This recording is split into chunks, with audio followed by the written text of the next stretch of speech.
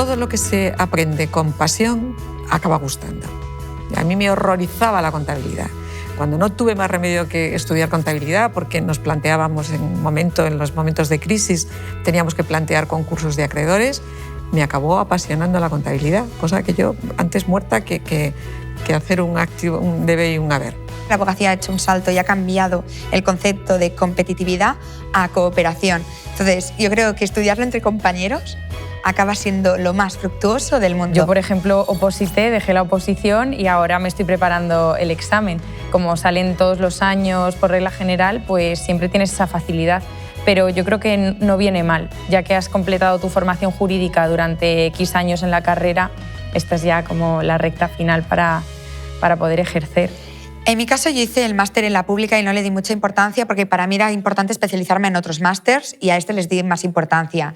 Abogo por la universidad presencial siempre, pero no siempre se puede. En estos casos, ¿qué opináis frente a la gente que decide hacerlo a distancia y primar un máster de especialización o que aboga realmente por hacerlo presencial o realmente, por ejemplo, apuesta a una universidad de más prestigio que de otra? ¿Cuál es vuestra opinión? Bueno, en mi caso yo desde luego abogo 100% por la presencialidad y bueno, el que opte por hacer un máster online pues fantástico, pero desde luego se pierde pues, el ambiente académico. Se pierde el ambiente académico y se pierde la cercanía con el profesional que está en el aula y que está trayendo todo lo que sabe a la clase. Se pierde el compañerismo, se pierde lo que tú comentabas antes de estos grupos de WhatsApp, pero presenciales. Se pierde los juicios virtuales. Yo creo que la diferencia es abismal. Y en cuanto a las universidades, pues hombre, no, hay diferencias. Yo, para elegir, si tuviera ahora que hacer el máster de acceso a la abogacía, lo primero que para mí sería importante, lo que primaría sería qué prácticas voy a tener cuando termine el máster.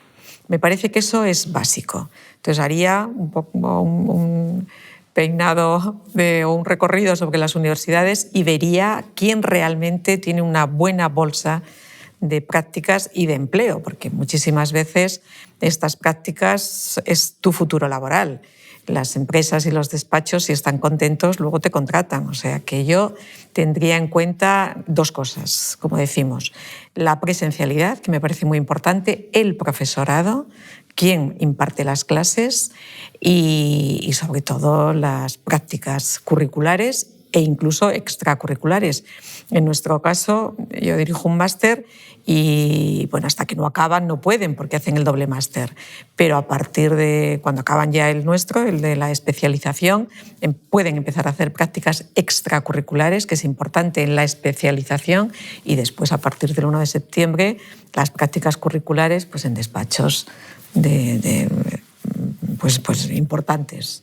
Y si no, grandes despachos incluso boutique, porque como se llaman ahora estos despachos pequeños, que tienen una buena y una gran dedicación al estudiante. O sea, que no es porque sean grandes, medianos o pequeños, hay diferencia en ellos, pero sobre todo que se ocupan. De hecho, además, ahora en el Estatuto de la Abogacía, en el nuevo Estatuto de la Abogacía, hay un capítulo que antes no existía, porque no había el máster en acceso a la abogacía, hay un capítulo dedicado a los tutores de los estudiantes en prácticas del máster de acceso a la abogacía, muy importante, que hay que saberse para el examen, de Estado. Habrás que sabértelo tú, pero ¿cuál fue tu ítem para escoger el máster? Pues yo, sobre todo, yo elegí una universidad que efectivamente me fuera a ayudar con el tema de las prácticas, porque me parece que las prácticas de máster ya son el primer paso de tu carrera profesional y conozco a muchísima gente que sus prácticas de máster son su actual trabajo. O sea, entraron en un despacho gracias a las prácticas y siguen ahí. Y a lo mejor entrar por otra vía en ese despacho habría sido mucho más complicado. También tuve en cuenta a los profesores porque me parece que el máster es una oportunidad increíble para estar en contacto con profesionales que ya no solo son un contacto el día de mañana, sino que además te pueden explicar de primera mano cómo es el ejercicio de la materia a la que se dedican y te lo pueden decir de forma mucho más objetiva. Es que tú estás en clase con un profesor que es socio de un despacho y ya no es solo la clase que te está dando, sino que tú ves su vida, ves cómo tiene que salir a atender a clientes, ves cómo entra y te resume el caso que está, bueno, dentro del secreto profesional, pero lo que te pueden contar. Y a mí eso me parece muy interesante. O, por ejemplo, cómo en las clases vemos casos reales que han ocurrido. Y yo eso lo tuve en cuenta. Y para mí también está siendo esencial la presencialidad, poder trabajar en equipo, ya no solo por la dinámica de ir a clase, etcétera, sino poder hacer trabajos con mis compañeros de al lado. Ya cada uno sabe muy bien con quién trabaja bien, con quién se lleva mejor, con quién va formando al final su equipo, que yo incluso me imagino unos años creando un despacho con estas personas que he conocido en el máster. Y creo que para todos la presencialidad es muy conveniente. Y además, lo último, la mayoría de másters de acceso facilitan que puedas hacer otra cosa a la vez. Por ejemplo, yo tengo clase de 4 a 9 de la noche. Muchos compañeros míos trabajan media jornada. Entonces creo que, obviamente, si no te puedes permitir hacer un máster presencial, la opción a distancia siempre es también una buena opción. Pero que no es incompatible hacer un máster presencial con trabajar o con estudiar otra cosa o hacer a la vez un máster de especialización. ¿Qué opináis de esto? Porque está claro que el examen de acceso es muy importante porque es el punto de partida, pero al final es un instante. ¿Qué hay después? Una vez que ya apruebas el examen, ¿qué me espera? El camino hacia la colegiación. Y además es fantástico. Recomendación de oro, apúntate al grupo de jóvenes abogados que haya en tu colegio por jurisdicción te toque y a rellenar un montón de documentos burocráticos que seguramente nos los comentarás un poco más extendidamente, pero si no me equivoco es el certificado de antecedentes penales y muchísima burocracia, imágenes y fotos, bueno, un rollo. A mí me pidieron hasta, creo que el libro de familia y el certificado de nacimiento. Me pidieron para colegiarme, o sea, una locura. Pero vamos, que ya, o sea, estás a esto de ponerte a comprar una toga con el logo de tu colegio. ¿No es fantástico? Sí, sí, efectivamente. Una vez que apruebas ya el examen, pues ya los trámites para la colegiación y a partir de ahí ya eres abogado. Hasta que no estás colegiado no eres abogado. Eres graduado en Derecho en vuestro caso, o en mi caso licenciado en Derecho. Y bueno, tampoco son trámites. Es verdad que hay que presentar el certificado de antecedentes penales y las fotografías para hacerte el carné. Y bueno, y a partir de ahí pues ya te colegias, te das de alta en la mutualidad. Yo cuando claro, yo hice la carrera y no había esto, entonces directamente terminé en julio y en septiembre empecé con los trámites de colegiación, del servicio médico que en ese momento tenía el Colegio de Abogados, de la mutualidad de la abogacía. Y bueno, pues nada, en un par de meses ya tenía el carné, que era un carné rojo, ahora es gris, en nuestro caso, en el ICANN. Y a partir de ahí, pues nada, el mundo por delante, efectivamente, a estudiar los casos, sobre todo y fundamentalmente porque esta profesión es un estudio continuo. Yo llevo muchísimos años y todavía me estoy estudiando las últimas reformas de la discapacidad, por ejemplo, o de la defensa de la infancia. O, bueno, ya sabéis que todos los días, no todos los días, pero constantemente estamos en evolución. Desde que te examinas hasta que sabes que has aprobado, ¿cuánto tiempo pasa? Pasa aproximadamente un mes y medio, ¿no? Sí, pasa tiempo. Un mes y medio de no saber qué ha pasado. No, sí lo sabes. Primero porque las respuestas salen a los 2-3 días, vale. Se publican las respuestas. Sí. Y ahí es donde tú juegas a la quiniela. ¿La habré contestado esta? ¿No? ¿Cuánto hice? Y después hacer una estimación. Creo que luego, no sé si estoy equivocándome, luego al tiempo te dan el apto, que es al mes y medio o así. Mes y medio, más o llega menos. una cartita del ministerio, bueno, o sea, formula como una forma de carta, pero te llega al mail, ¿vale? Y te dice si eres apto o no apto. ¿Cómo es ese momento? Pues es fantástico, porque además estás temblando diciendo, ostras, un mensaje del Ministerio de Justicia, claro, hace nada, a escasos minutos eras un estudiante de Derecho y ahora mismo ya eres, wow, abogado. Y además sabes que vas a pasar por el trámite de colegiación y va a ser maravilloso. El colegio te va a adoptar con muchísimo cariño, más si eres joven, porque quieren sangre fresca, quieren gente que quiera darle una vuelta a la abogacía y siempre lo buscan así, y tener que elegir también entre mutualidad o reta. En este caso, seguro, escuchar a tus compañeros que ya estén colegiados y hacer la jura, que en mi caso, en Cataluña se hace la jura. Sí, aquí también. ¿Aquí también la seguís haciendo? Sí, la hacemos. Es algo súper guay. Yo no sabía que se hacía. Desgraciadamente nadie me lo comentó, pero que seguro lo podrás explicar mejor tú, pero es que es una pasada. Es un acto precioso y súper emocionante, sobre todo para las familias, para los padres, para los hermanos. Los padres se emocionan todos, vamos. Entonces, son los sponsors de la carrera, entonces la llegada a la meta, ya está. ¿no? Hay un padrino por cada promoción y entonces pues nada, vas allí a la palestra y juras sobre la Constitución que vas a guardar las normas deontológicas de la profesión, el secreto profesional, el respeto y la Constitución.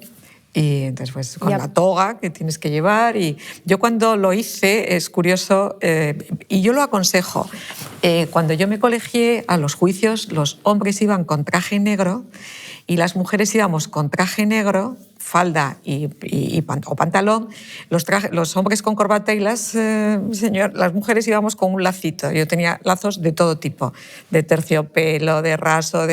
Entonces, a mí me parecía que era una manera de prestar respeto al tribunal. Ahora uno va como le da la gana o como quiera. Pero como yo soy un poco de la vieja escuela, si voy al Supremo y tengo un juicio presencial, oral, me sigo poniendo el traje negro. No me pongo el lazo porque ya no, pero sí que me pongo la camisa blanca y el traje negro. Y para la jura es conveniente ir. No sé si ahora, dudo, no lo sé, no sé si en la propia invitación que te hace el colegio te aconseja que vayas con el traje negro, pero bueno, yo los alumnas que tengo, van todos muy bien vestidos y muy para la ocasión. Y es un acto muy emotivo. A pesar de tanto trámite necesario para por fin llegar a ser abogado, si volvierais atrás, ¿lo volveríais a hacer? Yo sin duda alguna.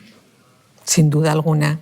Y esto que es yo ya le digo a mis alumnos que esta profesión tiene poco glamour, y porque yo creo que la gente piensa que es como que estamos todo el día flotando hoy. No, esta profesión es muy dura, es muy sacrificada, no desconectas jamás. Tú te acuestas y estás pensando en el pleito, en el procedimiento, en el cliente, en el cómo preparar el juicio, pero a pesar de todo merece la pena. Parece que es apasionante. Como fundadora de Jóvenes Juristas no puedo estar más de acuerdo con las exigencias de CONEDE, porque estamos a poco tiempo de la nueva convocatoria y aún no tenemos fecha. Y esto ha pasado todas las veces, y más con el mundo telemático. ¿Qué opináis de esta nueva generación de examen de acceso telemático? Bueno, pues yo creo que volveremos a la presencial, y tanto el año pasado como yo creo que se está haciendo telemático pues por adaptarse a las circunstancias que estamos viviendo, pero yo espero y deseo que vuelva a ser presencial. Y sí es verdad que crea un poco de incertidumbre no saber exactamente la fecha.